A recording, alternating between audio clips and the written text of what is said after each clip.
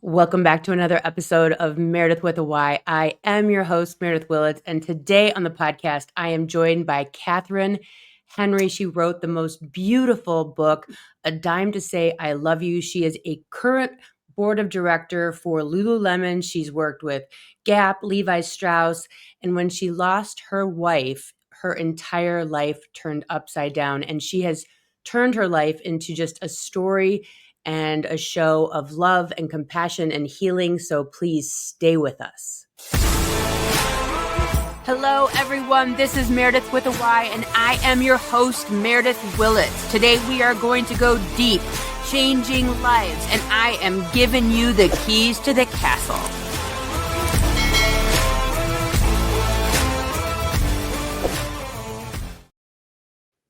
Kathryn, I am so honored to have you on the show today. I never thought I'd say I have one of the board of directors for Lululemon on my podcast, but yet here you are. So thank you for being with me today. The world works in mysterious ways. I know, right? Your book was absolutely beautiful. I felt like I knew you, I knew your dog, I knew your wife.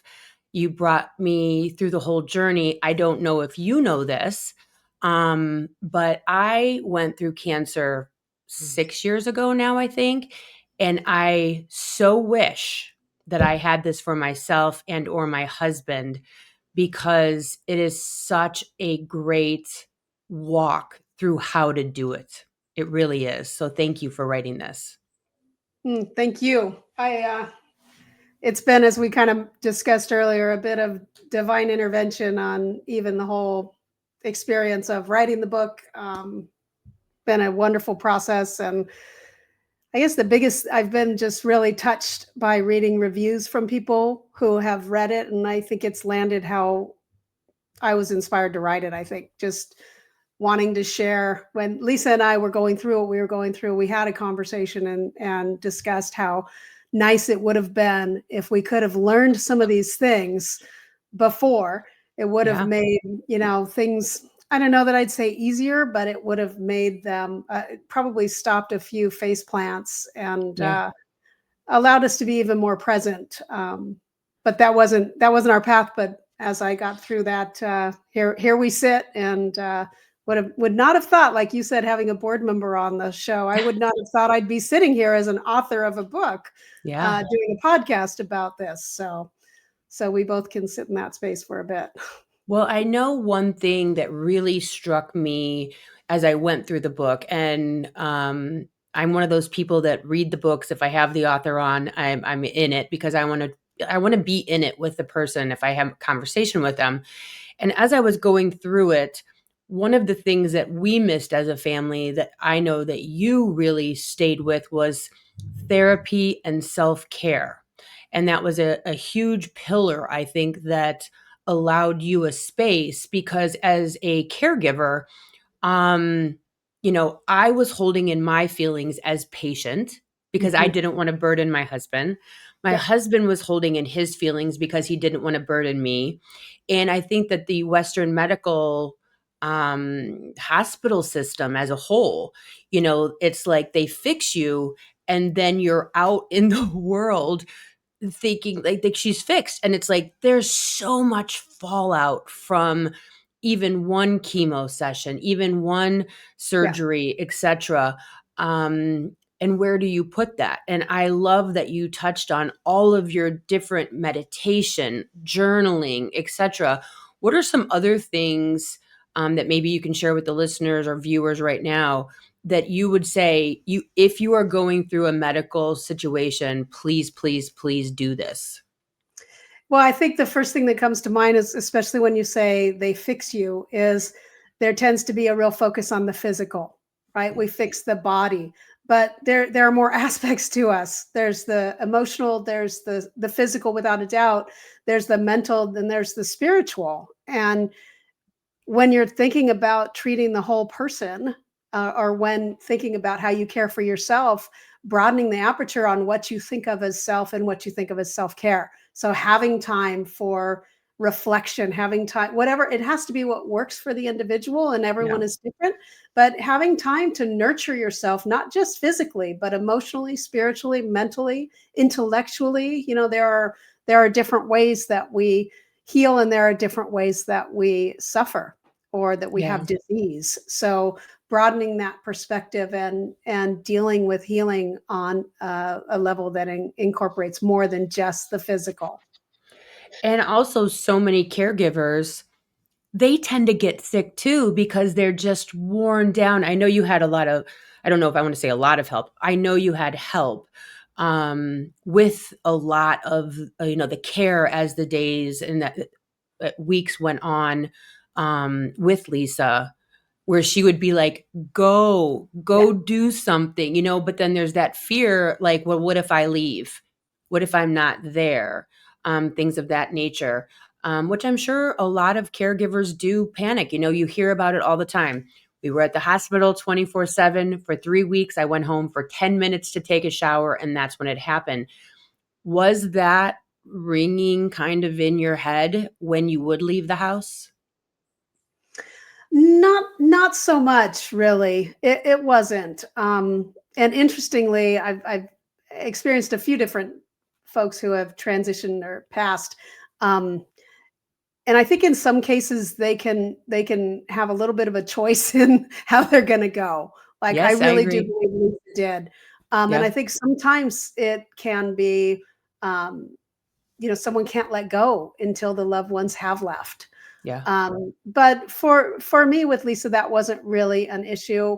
It was more, I was with her at all times by both of our choices, when she was in hospital in treatment or getting MRIs and CTs, because we were just, we were the dynamic duo. We were in it together and it was our yeah, battle.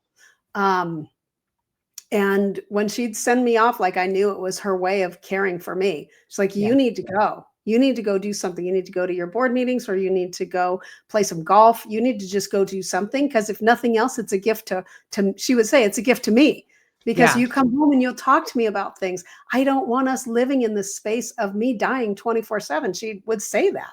We're yeah. not I living in. just, I just was actually thumbing through to make sure I had my, all my everything's, and actually saw that quote. I don't want to be living in this 24/7, and it's so true. It becomes. I remember I went to this girl invited me to lunch, and she had had breast cancer. And she just starts in on all of her experience and everything that was going to happen to me. And I remember just sitting at this lunch, like, I could probably grab my purse and run out of here. It was Yeah. like, I deal with it. I don't want to deal with it at lunch, or like you, everywhere you go, like, how's your treatment? And it's just like, dude, I'm at a party. Like, I want to not be Right. talking about this because it does become your 24/7. Going back to you, um, when you were younger, you talk about going to a home in Kansas, a religious home in Kansas because of some difficulties that you were dealing with as a child. Can you just talk about that for a minute? Yeah. Well, it took me a while to realize the damaging effects of what I went through as a young child. I was Yeah. sexually molested. I dealt with it in large part, and my mom had been very, very ill too. We nearly lost her and had a pretty intense experience around that, just spending a whole summer when I was young and in the basically in the day ward for the intensive care unit because Wow. we could only see her, periodically and met people, made friends with people, and people who lost their loved ones. It was just really a profound kind of thing to go through at like 11 years old. And Yeah. that on top of the other abuse, I became an abuser of myself. Just had a lot of shame, had a lot of low self esteem, didn't know how to deal with those experiences. And as a result, I made an attempt on my own life. Yeah. And fortunately, I was unsuccessful. But it was serious enough. And after other incidents as well that my parents were dealing with, they just didn't know what to do. And they were deeply rooted in Christian beliefs. And my grandparents had supported an agency in the Midwest. And they sent me there to see if they could fix me. And it was profound because this is as a young teen. Now I'm plucked from my environment. I'm plucked from everything I know. And all of a sudden now I'm placed in an environment where a lot of the kids there were wards of the state. Some had been dumped there by their parents at like 4 years old, experiences that I couldn't even fathom. Like, Yeah. I knew I had had challenges, et cetera, and things that I was dealing with, but it ultimately served probably in some unhealthy ways for sure, but in some very healthy ways to also open the aperture on my life. And I was like, wow, you know what? I got a lot of stuff to be grateful for. And Yeah. I have someplace else that I can get to if I can just convince these people to let me go. And that experience, I mean, it definitely put me on a path of self-sustaining in some unhealthy ways. Like, I don't need anybody. I can take care of myself and I don't need anybody, which I've had to work through that to allow others to care for me. And I'm still Yeah. working on that one. But yeah, it was a very it was a pretty profound experience to go through at that age. When I was reading it too, it was like, if I can just do these things, I can get out of here. Like, you were very Yeah. aware of what you needed to transform yourself into or answers you needed to give, and then you knew, like, okay, then I will get out of here and then I can go from this space. There's certain people I have on this show, um where it's almost like they get I don't know how else to say it, but like they get it, that like they're, even though you're only 15, it's like there's these moments where you go, I'm going to get something out of this. I don't know what it is. I don't know why. Like, even everything with your wife, even everything with Kansas, where when you were put in the home, um, and that's how and it was the first time in my life ever at 40 something with cancer. It's the first time in my life that I said, okay, I'm not going to go through this and get nothing from it. I feel like you kind of are a person, maybe it was 15, maybe it was after that, where you started going, all right, I got to get something out of this. Like, I'm not just going to go through this for this, and just come out on the other side the exact same person. You seem to be one of those people that like lived and learned, watched almost kind of from way outside and said, I'm taking something from this or it's for nothing. Yeah, that is very fair. And I would add that in addition to taking something from it, there was very much a conscious mentality there that said, I have choice. Like, Yeah. I don't need to be a victim here. I am not going to let these people, run my life. I am going to pull my, as the saying goes, The pull myself proverbial. up by my bootstraps, whatever. But it was a moment of, hey, you know what? F this. I'm not doing this. I am not doing this, and they're not doing this to me. I am going to do everything I can in my power. And sometimes that meant like really sucking up the ego. Like, I Yeah. had to call these people mom and dad. I had to do things that were like, I got in trouble if I did my homework because that was actually a privilege. You did your chores, and so there were I had to suck it up more than once and lose a lot of battles to win the war. But it taught me at that young age some humility.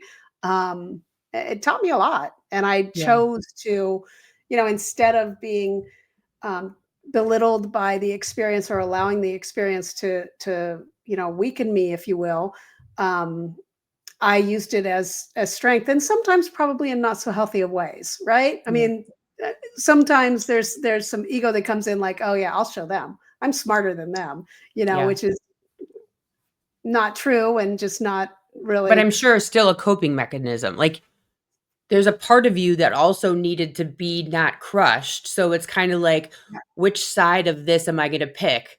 Am I going to be like, okay, I got this? Or am I going to be like, they know more than me? There's a part Yeah, of it that you kind of have to have a little bit of negotiation with the brain there to survive it and not be crushed, like you said. without a Yeah, doubt. it's amazing. When I was reading and going through that last day with Lisa, Hmm. I have to say that It was a surprise. I know that sounds dumb, but like, in the book, this is what's happening. We already know the quote end of the story, if you will. We know how this ends. But I was not surprised for how her last day was going to go. And as a reader, I literally lost my breath. I Hmm. did. The way you described it, I was just like, I felt myself grasping, like, no, no, not, just making me emotional. Yeah. Not yet. You really take the reader to that moment of not yet. Yeah. And I was really caught off guard because even though we had been through 8 years of facing it and knowing Yeah. like this is going to happen, this is happening, in that moment, I didn't expect that or Yeah. even really have a conscious thought that, oh, this could be the last day or it was just like, okay, what are we doing today? We're gonna watch Yeah. the wedding video, you know? Yeah. And I held her hand and it was just this beautiful, beautiful moment. And then I thought she'd be happy if she got a shower because you could count the quality of a day by how many showers you needed. So let's see if they can come. And then they called me before I had a chance to call. It was just these in hindsight, like in the moment, Yeah. it wasn't anything other than what was happening, but it was like she took me through that whole day. Like she Yeah. literally, like she was like, The okay, conductor. She this conducted the is, day and somehow. she knew me. Like we would have conscious conversations about different things. And I would just make commitments like the day after we get back from vacation. Yeah, we get back from vacation and then the next day go back to work. She'd be like, Kathryn, don't you think we should get home and have a day? Like, no, no, I mean, we're on vacation and it doesn't. I think you might want a day. Like, why don't you think about how that's going to feel? And I just didn't tend to do that. I was so live in the moment and just let things be as they're going to be. And she was much more planful and thoughtful and could Yeah. literally, because of all her visualization work she did with being an Olympic caliber athlete, like she would do visualization of her competitions. And she was so strong mentally. Some of it wore off, not enough, Yeah. some of Yeah. it, but yeah, A I think good that day was so profound, and she left me in the best, care she possibly could have. yeah. I love in the book you have the way the font is, it's your journal entries. Mm. And you're speaking to her in a lot of them, thanking her for helping you get through the day or asking for help, here and there. And say, "Hey, I did this today. I went and punched the punching bag, or I went outside and I drank my water," and all those things. Um, do you ever go back to those, or were they just for then? I go back to them, and as a matter of fact, the book, since I've written it, I go back to it. I'm in the process now. The audiobook is being released very soon.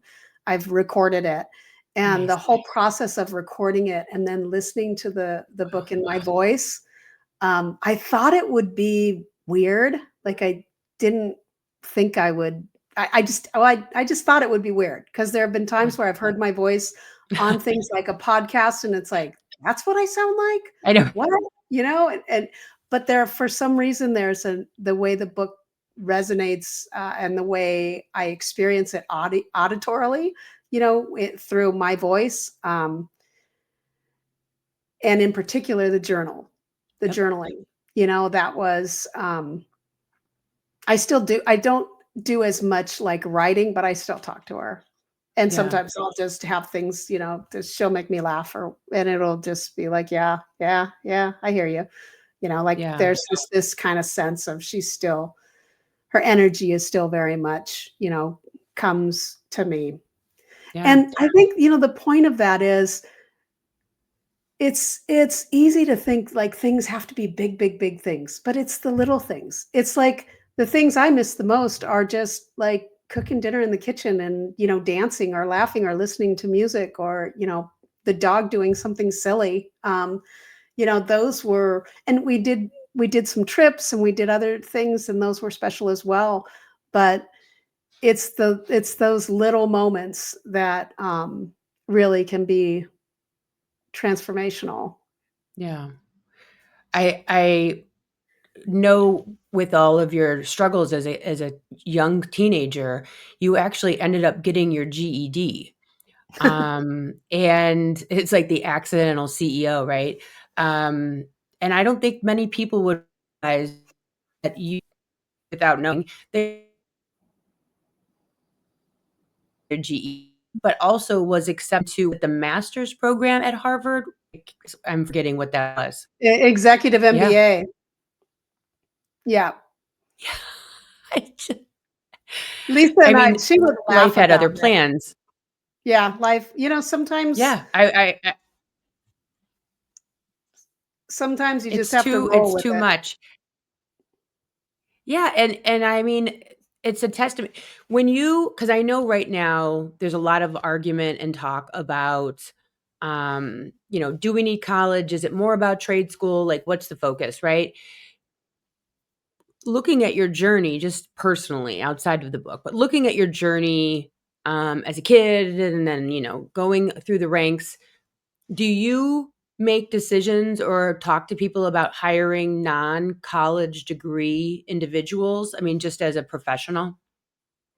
I did, without a doubt. I mean, now I'm not in the active hiring, and I think there are some shifts. I think people are becoming more open to the value of the trades. Like, Yeah.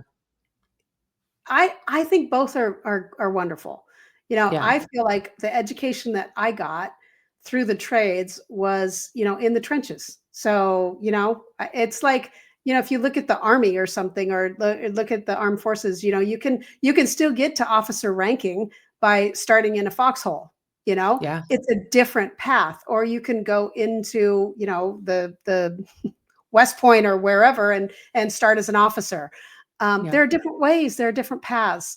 That was my path, and I'm thankful for it, because now, as I reflect back, like, I can have a way different conversation to people that are on the front lines, like technicians, or things along, or people that I have the pleasure of, like, they come and they're working on my air conditioner or something at my house, and it's so, like, yeah, I've been where you're at, like, Yeah. it's just different. Of course, I haven't been to college, so I can't have a conversation with someone about the sorority or something like that. I can have a conversation, but it'd be based on assumptions.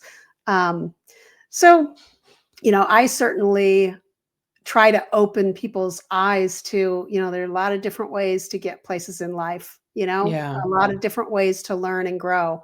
Um, and I think the trades are going to have a little bit more of maybe a little bit more of a resurgence, because Yeah. we need tradespeople. That is, AI is not going to Yeah. take that work away. It's Yeah. not going to run your cable. It's not going to do your electrical. It's not going to build your house. It's not going to paint your house. It's not going to fix your roof. Yeah. AI can displace a lot, but the trades, are not going to get displaced on the front lines. Yeah. When you were actively working and dealing with illness, and all the cancer therapies and all that stuff with Lisa, did you feel that push and pull of like, I need to be here, but I need to be there? Like, I know a lot of people deal with that. Um, how did that impact like your decision making for the Harvard opportunity or taking a job? Like a lot of people have these, they can't not work. Yep. Um, how does that like play out and how do you make those big, huge decisions? Well, the first big decision was, and the Harvard decision was really part of it, was when Lisa was first diagnosed, we both were personal trainers, we had left our corporate jobs. And so I already had the space to be there for her and to be there for the Mhm. surgery and all of that. And once we got through that, and she was, in remission, the opportunity to go to work for Lulu came along, and she supported me all the way. And it was great, because we needed the money too, right? It's like, life had changed, and we had Yeah. medical bills, we had all kinds of things to deal with. So it was wonderful to take that job, and it was a gift of a lifetime. Frankly, it is still a wonderful company, and I'm thrilled to be a part of the company as a director now. Um, But when I was supposed to go to Harvard, Lisa was going through quarterly tests and screenings, and I had transitioned all my duties to go to Harvard because I had to live there for a few months for the Yeah. program. And that is when 2 weeks before I was set to go, that's when the test came back and the cancer had returned and was spread many places in her body. And at that time, frankly, I just felt that was a gift from divine. It's like, as much as I really wanted to go to Harvard, I was excited about it. Numerous other executives in the company had gone. And I knew it would be a life-changing experience for me to do that. Yeah. There was never a question, though, that that wasn't where I was supposed to go. Like, Yeah. and it was really, it was like, okay, thank you, divine, for clearing all this off my plate, because now I don't have to worry about work. I've already transitioned my responsibilities for the company's not planning on having me there for 3 months. So I can just totally dedicate myself to instead, to the battle. And the company was, of course, fantastic about you do this, you need to do that, very Yeah. much supportive and understanding without question. And then, you know, because I transitioned my responsibilities, I still kind of consulted with the company and made the exit more permanent, Yeah. um, in order to deal with what we had were facing. Because you were chief And information officer then, right? I was both. I was chief information officer, and I also ran global distribution and logistics for Yeah. the company. So I had a very big job, Yeah. and I was in succession for to take on more responsibility with the company, just to for self development, for personal development. Do you think it by that point, you've already been through a whole lot with Lisa by this moment, right? There's so many people that would not have maybe handled that kind of celestial no. We all know the people that go, "You've ruined my plans, this whole," like, no matter what you like, there's so many people like, "Yes, I need to be here for this person. However, in the bathroom, I'm pissed, I'm mad, I'm resentful, I'm angry." And as we know, this turns to things like alcoholism and drug abuse and illness, within self. How or where were you in your healing practice at that moment? Because 99% of the people would have been kicking and screaming in the bathroom, right? Where you're just like, "Oh, this is universe clearing my path," right? Like, because that's where I'm at. But most people are not there yet. What had transpired to that point to get you to the universe is great? Here, my whole That Harvard sounds thing is so. off the table, right? And joy, I peace, can and see love, so many people kumbaya. just going, "Oh, I Yeah. can't take this." Uh, and it's not as fruity as it sounds either. Um, my words. Um, I think because of the experience I had as a youth and the experience going through Kansas and then the healing from that, and then some other things that, with the other family member that had been molested as well, and being able to help with that. And then, frankly, if I reflect back on, there was a point in both Lisa and my careers when we walked away from our corporate jobs and we were pursuing things that really mattered to us. They were more physical pursuits. She was getting back to competing track and field. I was pursuing golf, which I just absolutely loved, and became a personal trainer. And I had been a yogi, and I was very much on my spiritual journey, which had started at some level in Kansas, Mhm. and continues to this day, and will continue until I no longer take breath, and then will continue probably in some other way. Um, so I was far enough along that I was making decisions that weren't necessarily what were driven by material pursuits and gain, right? I Yeah. mean, I went to being a personal trainer, and I left a job where I was the CIO at for international at the Gap, and I left to go work in a pro shop. And most people were like, including Lisa, "You're crazy. Why are you doing this?" It's like, you know what? I just feel like this is what I need to do. And if I don't do it now in my life, I'm never going to have a chance to do it. And so I was already living life a little bit in that way, like trying to be more open to taking the experiences that are presented to me and having a broader willingness to explore what they might be trying to how I might be being directed, or what might be the positives from it versus just the negatives. Because really, it kind of comes down to that. Like when we Yep. set our sights on this is where I have to go, and we have no wiggle room that says, unless I get hit by a car, or Right. unless that bridge is out and I can't take that route, like I had become a little bit more in that space of like, yeah, I'm going to set goals. I'm going to drive. I'm going to, perform. I'm going to, challenge myself.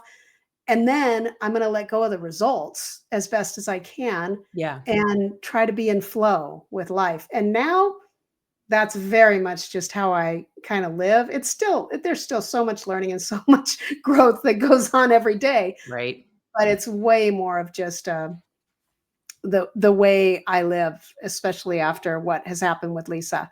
But even Yeah. then, because of the prior experiences, we were largely kind of living that way anyway. Yeah. Even I the call job that Lululemon, when that job came to me, it was divinely, it was like meant to be. It was just every step along the way. It was like, I can't live in Canada, but you know what? I'm just going to check this out, see what it's like, check out the company. We did it together, went into the stores. It was like, wow, I can't believe this place even exists. And then, okay, we'll take one more step, went up to Canada, met with the CEO and the executive team. And it's like, wow, these people this is amazing. Like, and Lisa was like, we could figure this out. And it was yeah. just, but it was like just taking one step at a time. It wasn't crossing all the bridges Yeah. and putting myself in like, oh, you're going to be living in Canada in Vancouver and Lisa's still getting, not treatment, but tests. How are you going to do that? We didn't even go there. I was like, you know what? Let's just go through the door and see what's on the other side. Yeah. We don't have to I make a big call decision now. I call that listening to like the whisper where it's just like, "Hey, try this over here." And I try to look at everything as a lesson that you can take something Yeah. from, but also a blessing. And if you could kind of spin it that way, you start to parse through the noise and see the reason and the logic and the maybe and the here we goes, and it gets less scary and more like I always tell people hope keeps you like kind of going in that kind of moment, right? But hope is always this is the way I see it. I hope I get the job at Lululemon. Well, what if it's not the right answer for you and then you don't get it? Then you feel like a failure or that you've lost something or something horrible has happened. Where if you're just like, I don't know what's going to happen. Let's see where this goes. If it's meant to Exactly. be, then it's less squeezy, it's less negative because if you don't do this, then it's saving you for something over there that it is in line. I tell my kids, well, you just got spit out. It wasn't in your frequency. It wasn't aligned Yeah. with where you're supposed to go next. So that thing spit you out. And if you stay in the frequency that you want to, instead of being angry and resentful and kicking and screaming in the bathroom, like I said, then more of you will come to you and what is meant for you. Um, you also talk about keeping a promise to Lisa. Mm. And I know a lot of people um, make promises and then it slowly goes by. Can you talk about the promise that you made Lisa? Yeah. She, especially as it was getting closer to the end, where like there were less treatment options. So, and things were getting more difficult, and her health was declining more and more. We had multiple very direct conversations, and reflecting back on our earlier days where, there had been, be it substance abuse of just like for coping. It's like, I'm going to have a drink or that kind of thing. And, that was no longer something that we did um, for coping, whether Yeah. it be alcohol or whether it be any other, self harming. And I'm not saying alcohol. I mean, alcohol is a poison. I still drink it periodically, but but there's ways to abuse things in order Yeah. to alleviate, we think at least, alleviate suffering. And so we had conversations, and she said, you know what? I just have this fear that I'm going to die and you're just going to be laying on the couch and just not able to get up. And I was like, that's fair. That's So I fair. need, yeah, like that's fair. And we'd had conversations and she made me promise. She was like, you know what? I can't let go. Like I can't stomach the idea of us not, being a family. But worse yet, I can't stomach the idea of me going and then this fear that you're going to just Fall be off the end. crushed and fall Yeah. off the edge. And I made a promise to her. I said, I promise you, honey, I won't do that. I don't know Yeah. how I'll get through it, but I promise you that I won't do that. So you can, and I have had to go back to that moment, especially in the early days. I had to go back to that multiple times. And sometimes that was all that kind of got me through a moment when Yeah. I just didn't want to feel what I was feeling. I didn't want to be doing what I was doing. I didn't, I wanted to sit in it. And sometimes you have to sit in it. Like sometimes you do. You have to grieve. You have to feel because you can't just stuff it away and pretend it's not there. So there's this fine balance between how you can deal with things and face them and process them while not letting them take control and ownership over you and drive you to places that will be harmful. Yeah. And that promise that I made, that she insisted on, was a huge gift that she gave to me as well, because she knew I wouldn't, not keep my promise. Yeah. Sometimes those little things are what bring us through. I remember when my grandmother, totally different, I get it. When I was leaving my grandma's room at a nursing home, she was only there for like 3 minutes, I swear. And I was walking out the door and she said, "Meredith." And I was like, "Yeah." She said, "Go live a good life." Hmm. And I said, "I will." And that was the last time I saw her, spoke to her. And there are so many times I reflect on, am I living a good life? Or like, am I honoring that direction from a 93-year-old woman who the last day I saw her, she's like, "You know what, Meredith? Don't live to 93. You can't get on the stripper pole anymore." I was like, Maybe you will, though. You never know. who knows? But I was like she was so with it and she had so much like live a good life. She lived through all the things, by 93. And I really try to like my cousin who's a month and a half younger than me passed away from cancer. And when I go on my walks, I quit drinking 2 years ago. All of those things, it's like, do it for Stacy because she can't anymore. You know what I mean? And I think that so often when we Yeah. really do hold those people that we love and go, I'm going to honor that. Like, I'm really honoring their words and their direction and that they can't and that they're not here anymore. It does empower you for the things that you feel are literally impossible. You feel they're literally impossible and they become possible somehow through that. Through that love, I guess.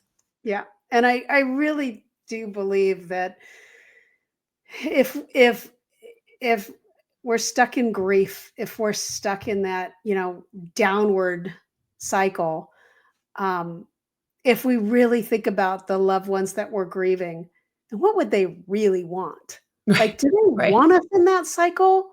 Like, Yeah. seriously, do they? And sometimes that's hard for someone to process because they can't get past the pain of the loss. Or they feel But like they're bearing homage or paying homage to like if I I laugh and separate. smile, Yeah. yeah, then I'm not sad enough then. And I will have clients Yeah. or people that message me on social media and they are suffering for like it's been a decade, almost 2 decades. They've lost a child, which unimaginable. And I'm like, "Trust me, they are fine. They are Yeah. begging you to go do something fun. Yeah. Like you're still here. Like don't sit at the, cemetery or whatever." And I have a picture of Grandma O'Brien and like, I allow myself 1 day of sadness a year. Like I wallow in it, even if it's just for 15 minutes. I go deep. I feel the carpeting in her family room. I imagine sitting with her. I'm the oldest grandchild, so I had the most Mm. time with her.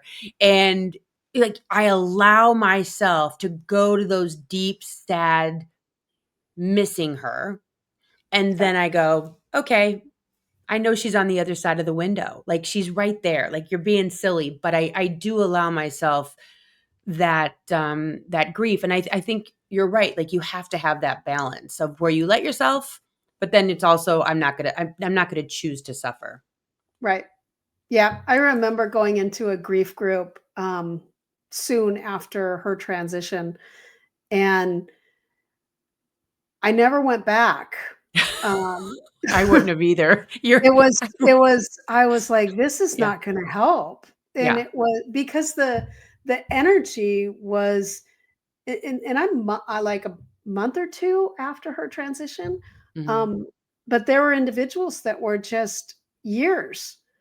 And it was like this was the place they came and maybe it was good for them, so I'm not judging that, it just wasn't Yeah. right for me, but the energy was all about talking about all I just can't even do this anymore, and I just can't get out of bed, and sometimes it's like this or it's bad it's just bad, bad, bad, bad, bad, and I was sitting there thinking, "My wife would be so pissed at me if I was like" she'd be like, You're like, "Hey, how do I you get my know what?" person run?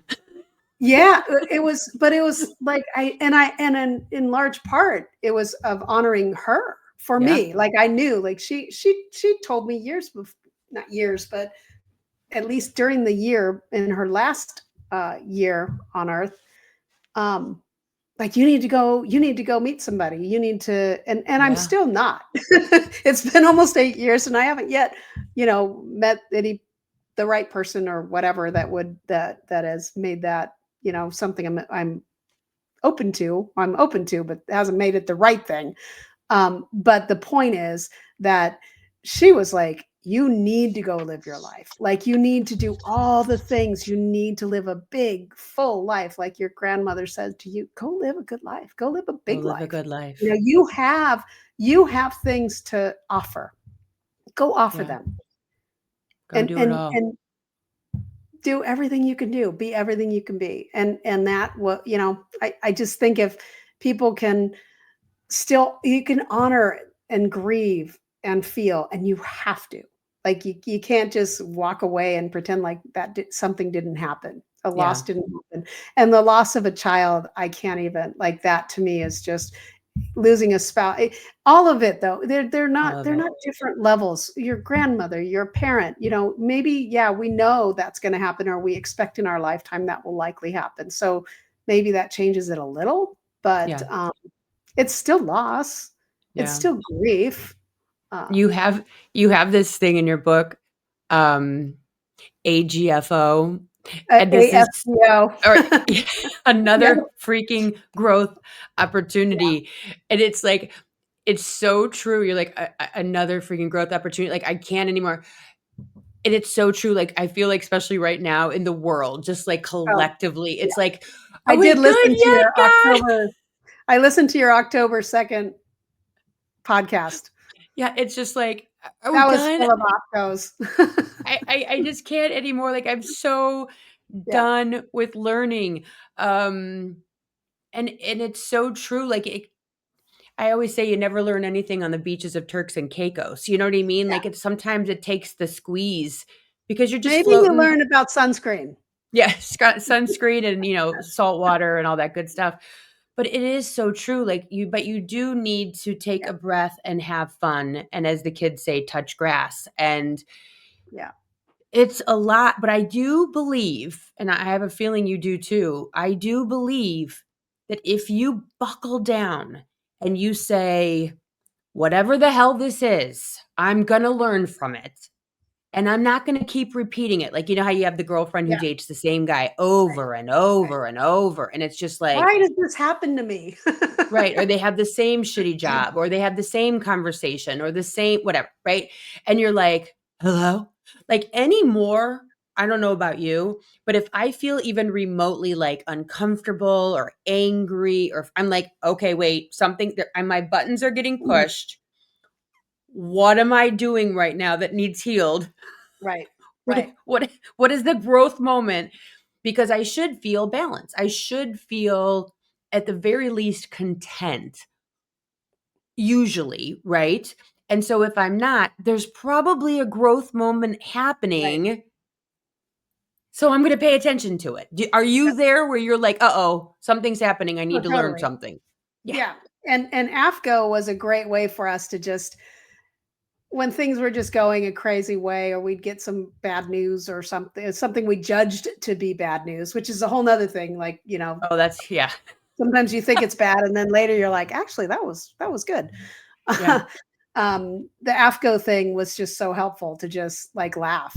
It's like, Yeah. okay, another growth Here we opportunity. go. And we've had conversations, Lisa and I did, about, life being just, it's an educational experience. Like, this whole life is an opportunity to come and learn and grow. And there are, at least my belief, there are lessons we're meant to get. And so things are going to present themselves to give us those lessons. And if we don't get the lessons, they'll keep presenting themselves until you do get the lesson. So Yeah. I kind of try to look at things like, okay, what's my lesson here? Like, what am I, supposed to learn? And when we reflected on, a lot of experiences, some folks maybe go through life and it looks more like a silver spoon in the mouth, and, everything is just easy. I actually don't think that's easy, personally. Um, I we used to joke, we're in the PhD program on life, so we just Yeah. have a few more classes to go through, and we Sure. would just laugh about it. It's like, well, we haven't gotten our PhD yet. We still have some more, and Yeah. probably will never get the PhD in life. But that was that was how we would look at it, because it's just so much more pleasant. And, the more, I'm a real believer in opening the aperture on life and seeing life through other people's eyes, or going and having experiences that broaden your perspective. And one of the books that really impacted me that I read quite a long time ago was Viktor Frankl's Man's Search for Meaning. And to read this body of work, this individual's experience, and to think about the unthinkable things that that individual endured, um, yet somehow still persevered in Yeah. bringing, love and healing and, teaching into the world.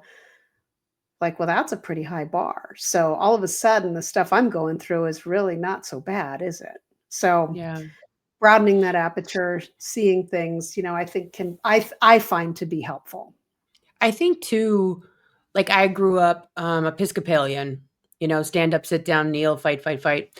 So I grew up with that, like searching and forlorn and like begging and pleading for whatever it was that I needed or wanted, and praying. And, it came from a very helpless inside feeling where I was needing to be a certain way, see things and be a certain way. And then if I was lucky, then I would be blessed. And then I would have like, there was like boxes to check, wherein I feel like being and incorporating spirituality where, the God lives within, Christ consciousness, it's here.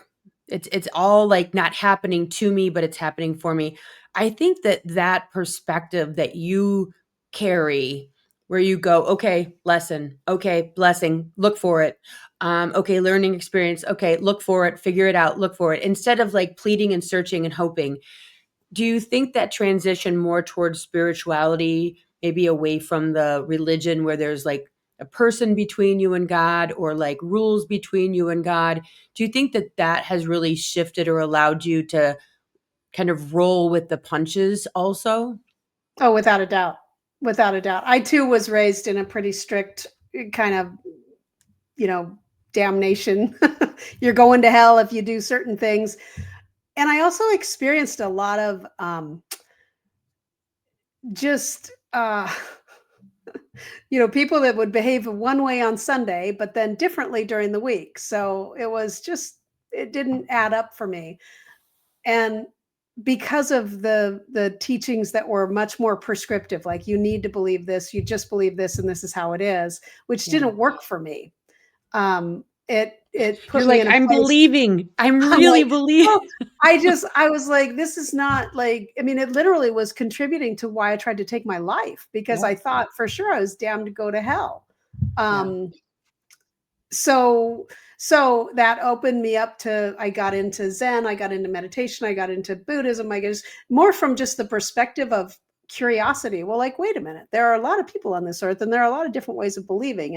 And I was far more attached to like Jesus's teachings. Like, I'm all in on that. I'm all in on that. Those are Same. wonderful. But what was wrapped around that, by man, by human, mostly men, um, that didn't work for me. So going back to teachings of Buddha, teachings of Krishna, teachings of Jesus as the core, and then the practices in particular of like the Vedic sciences and things from the Bhagavad Gita or things from Buddhism, things from Zen, that were much more like, we all have God within, like Yeah. divine innervates everything that exists. Like that became very freeing, and also became very much like a challenge. Like, how do you live a Christ-like life? Yeah. And how do you get beyond the ego callings of, things that would not have us serve others, not have us invite in the stranger, not have us help the poor, like that's really like compassion and love. Those are the teachings of how we're supposed to live our life. It's Yeah. not in judgment, it's not with hate, it's not with, war. That's just not what and that's not what I believe we're supposed to do. Yeah. um Yeah. so it did kind of come full circle though. Like I haven't the organized dogmatic religion with, man, being white man being superior to everyone and everything in service to that, that doesn't really work for me. But Jesus's teachings, and the core of that spirituality and that divine is so important, and it's even more important, I think, for us now than it probably ever has been. Well, Yeah. certainly in my lifetime, which is meaningless in many ways, right? When we think about the how long humankind has walked the earth. Yeah. It's all so much. And I think that with things like podcasts and social media and the exchange of information and um, having language, like you would have had to read just the right books or be experienced in just the right college class or whatever, just the right psychiatrist. And I think with the exchange of information today and information sharing on all these different platforms, so many people would not maybe be introduced to you and your book and like go, wait a minute, this makes a lot of sense. This is helping more so than kneeling and praying every single night or whatever it is, or struggling or whatever it is. um I think that this is allowing all people to have access as long as you have access to the internet. I know I've said that before, and people are Yep. like, not everyone has a phone. And I'm just like, okay, well, the majority of people, Right.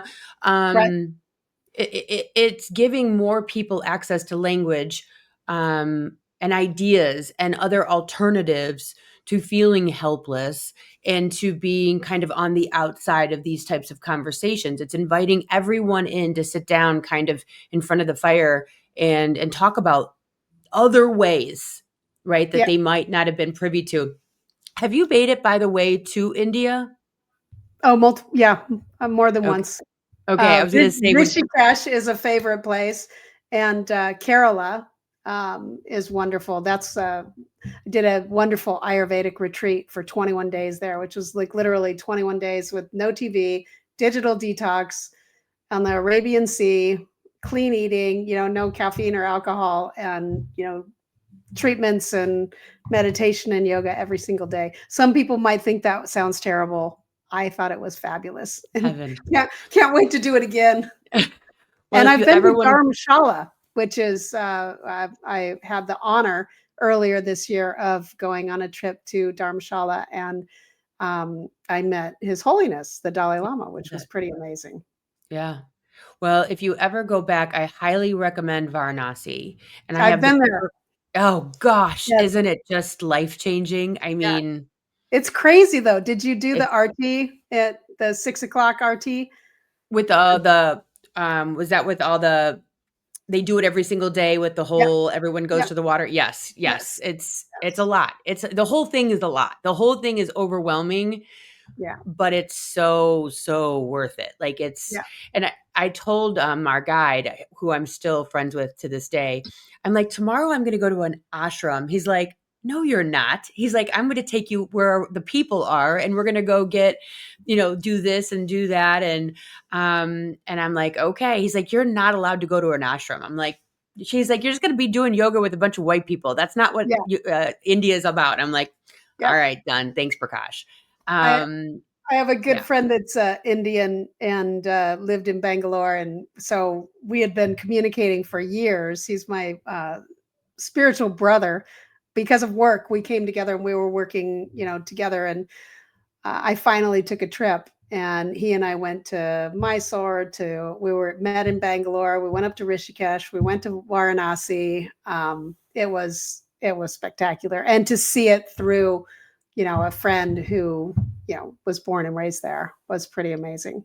That's awesome. Well, I Yeah. will have to say, Grandma O'Brien would say that you are living a good life and you are doing all of the things because maybe you have to, maybe because it's just survival or a promise, but whatever it is, you're doing the do. And A Dime to Say I Love You, A Journey of Love, Loss, and Spiritual Awakening by Kathryn Henry is just, if you are going through, have gone through, are existing in life and plan on being a human for another few years, this book. And you also have spaces for journaling in the book, too, might I add, where you ask people to kind of go inward. You give them a little bit of a meditation, and then there's space to journal right after the chapter. And it's like every single chapter. So this Yeah. is an analog experience. And it sounds like you have your audiobook coming out, but if you want an analog experience that is tactile and you can go in and write right in the book, this is a great opportunity for you to kind of maybe change the way you see the most difficult of days changing you for the better. Hmm. Changing Thank you you. for the better. Yeah, it's Thank you really, for really the kind beautiful. words. It was written, I believe, with some divine intervention and inspiration. I really do believe that, and with a lot of intention for the reader. It was just to say, here's not Here's it. necessarily the answers. I'm not saying anything in there is the answer Yeah. or is right or wrong, but here's something that is grounded in a real life experience, and shares just some of the things that help me to come to see life the way I do. Yeah. And if that can be helpful to anybody, and so far the reviews have been wonderful. People getting something out of it of value, then it made the whole process worth it. Yeah, yeah, which is a big thing to say, by the way. But thank you, Kathryn, so much for just being with us today, the listeners, the viewers, myself. I really appreciate you taking the time out of your busy day. And I have to say, my 16-year-old, almost 17-year-old, is really in line with Lululemon and loves the product. So you're doing Fantastic. some you're doing some right things here. And my son loves the shorts. My husband loves the pants. So we're all in. So they're doing things right up in Canada and by your direction or help. So I appreciate that. But everyone, we will be here again next week with another amazing guest. So I'll see you around next time. Thanks, Kathryn. Thank you, Meredyth. Such a pleasure. All right. Bye, guys. Thanks for listening. If you would like to connect on a more personal level, head over to meredythwillits.com or on Instagram at Meredyth with a Y for behind-the-scene footage and outtakes. Please subscribe and come back each week for more Meredyth with a Y. Thanks again for listening. Cheers.